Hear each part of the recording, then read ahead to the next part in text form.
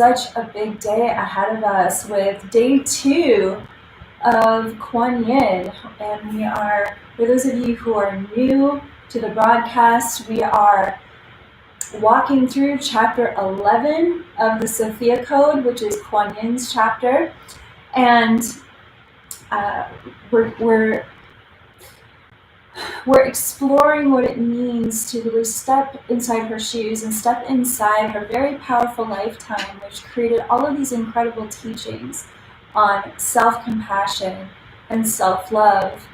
It's a little glitchy. Okay. All right. Well, I'm not really sure what I'm supposed to do about that. Check. Okay. All right, let's try something different.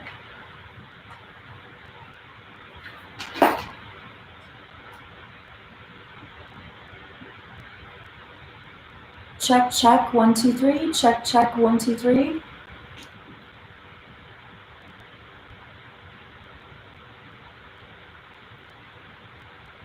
Does this sound a little bit better? We changed the mic setting.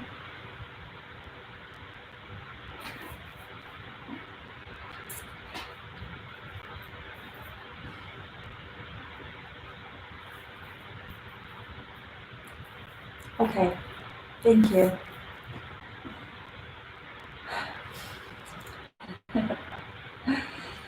So, okay, great. Thank you so much.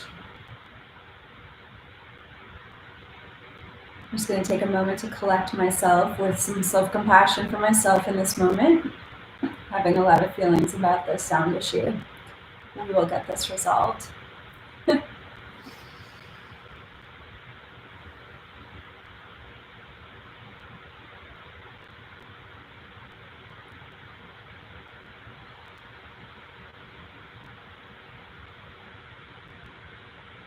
Okay, so let's begin again. Today is day 2 of Quan Yin, and we are walking through chapter 11 of the Sophia Code, and this is by far one of my favorite chapters. Yesterday in day 1, we started out with some introductory teachings as to who Quan Yin is as a divine feminine Christ mentor and ascended master teacher. And I want to just personally share before we dive into today's chapter that when I met Quan Yin, she absolutely changed my life. I remember her coming in very strongly in my mid-20s, in the middle of my Kundalini awakening, and she was such a comforting and safe presence for me to begin the process of returning back to the divine feminine. I was honestly terrified of connecting with spirituality that had, ironically, I was terrified of feminine spirituality. I was terrified of the divine feminine. And I know that many people on this broadcast probably have some kind of similar background where maybe you were raised in a specific religious belief system or spiritual lineage that was, it could have been very much patriarchal, or even if it was a healthy religion, it might have felt it was entirely masculine based. And so this return and reconciliation back to the divine feminine is a journey that each of us are going on individually, just like Quan Yin went on for herself in her own recovery. But we are not doing this journey just for ourselves. We are reconciling with the divine feminine for all of humanity, because most of humanity is absolutely terrified of reconnecting with the Divine Mother, of understanding that our Divine Mother would only birth us as sovereign and divine equals, a true God, source, spirit, God, whatever you call that creator, creatrix of all life. That source would never create us as anything less than it.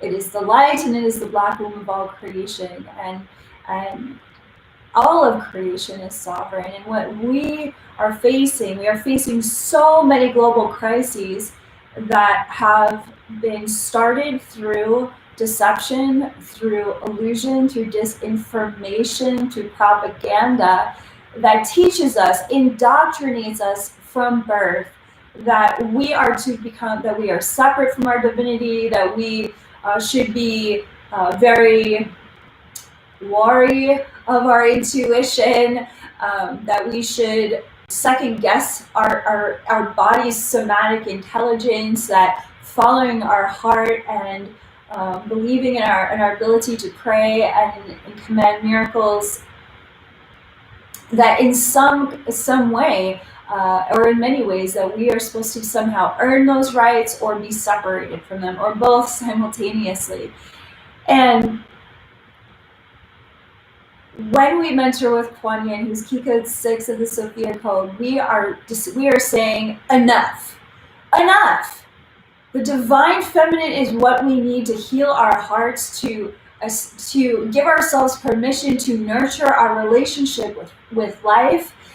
And furthermore, if we don't have a relationship with the divine feminine within us, we will never actually understand our true relationship with the authentic, whole, divine masculine.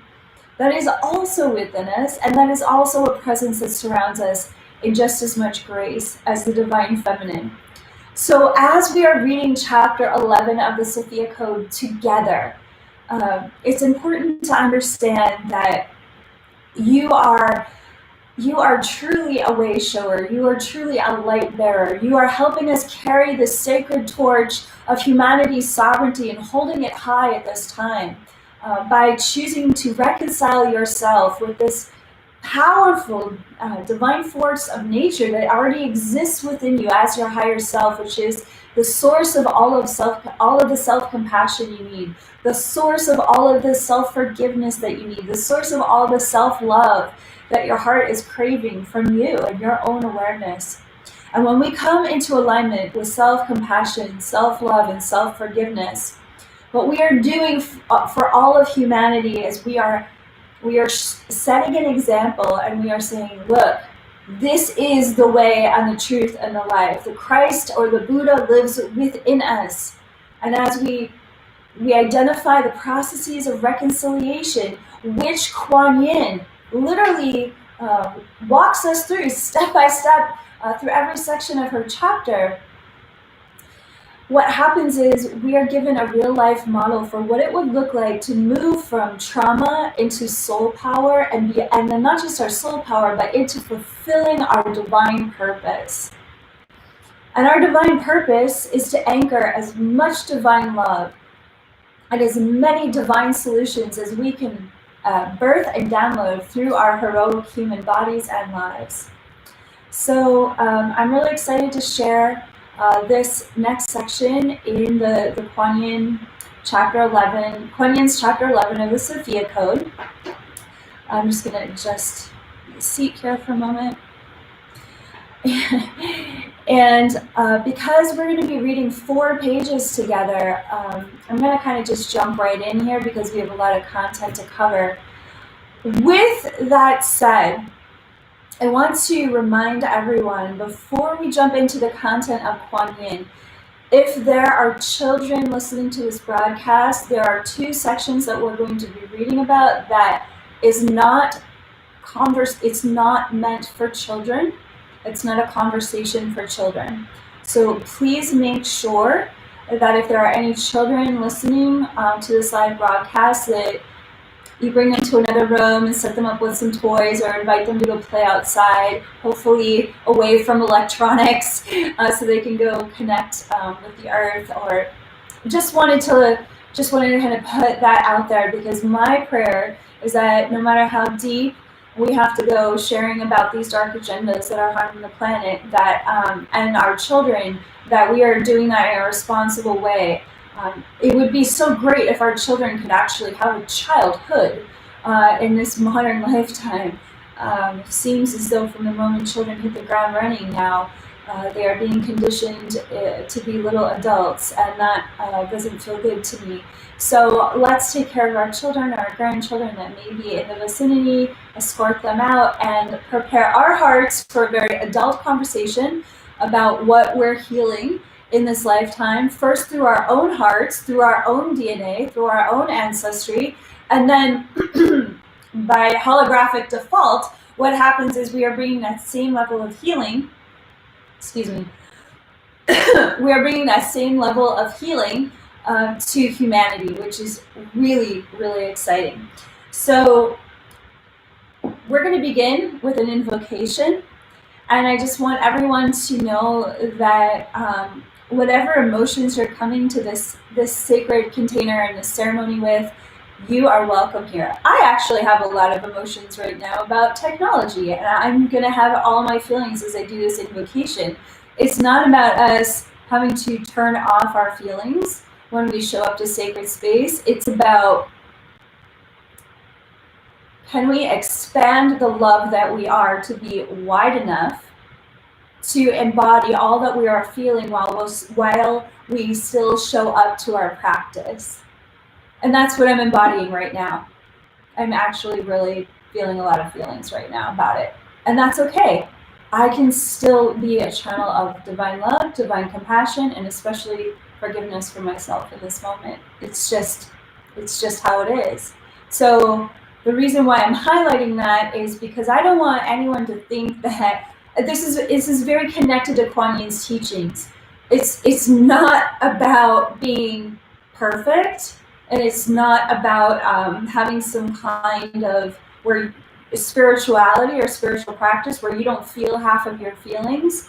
Our spiritual practice, as we mentor with Quan Yin, is remembering we can have all of our feelings, and we can still love ourselves, and we can still show up to our divine purpose, even when we feel upset about it, even if we feel sad about it, even if we feel angry in different moments. We can use those feelings as jet fuel to still show up and persevere through any growth, challenge, or obstacle that comes before us. And there are many in our reality right now, many distractions, many obstructions, and many challenges that could keep us from fully embodying our leadership in any given moment. And we just don't have the same kind of time as we did before. We don't have the luxury of time to just wallow in our feelings and not show up to our purpose. We don't have time to not address the very deep wounds that exist within us, that, whether it's from this lifetime or others. We have to do our healing work. We don't have time anymore to hang out in the addiction to codependency, which can destroy our lives and destroy our children's lives and destroy our future. When we are afraid to step into our sovereignty, that's okay to be afraid, but you've got to do it anyways, not just for yourself, but for all of us. This is the time. There are so many dark agendas that are seeking for our hearts and our attentions and our minds to splinter and fracture us and to destroy us. That might sound a little dramatic. I wish I was being dramatic. It's not dramatic. It's just what's happening right now. And so when we work with the Sophia Code, when we choose to embody our sovereign divinity, when we choose to put on the full armor of God, which is all of the spiritual light bodies of our higher self, and we say, I'm here to embody all of it. I'm going to embody the full power of my feelings. I'm going to embody the full power of my light. I'm going to embody the full power of my prayers and my passion. That's when we are operating from a place that everything we do makes a significant difference in this world. Now, I was reviewing the sections that we're going to be reading together earlier, about an hour ago. And what was really interesting was just last night, I was about to go to sleep, and something told me that I wasn't ready to retire for the evening, that I had to do just a little bit more research and preparation for today's YouTube Live. And I thought, okay, I'm not really sure what's going on here. And I had received an email about from a woman that I follow who is a truth investigator on the Luciferian agendas that are raping and murdering our children on this planet, and which I am an 18-year survivor of elite human trafficking. And so I was watching this video, and it was interesting. I'd never actually heard this particular creation story from the perspective of elite Luciferians, the way that this person was sharing it in the video. And I thought, wow, well, all of this makes absolute sense based on what I've had to heal from and what I understand, the information that I have from my memories of how they were torturing me. It all made sense based on this Luciferian creation story.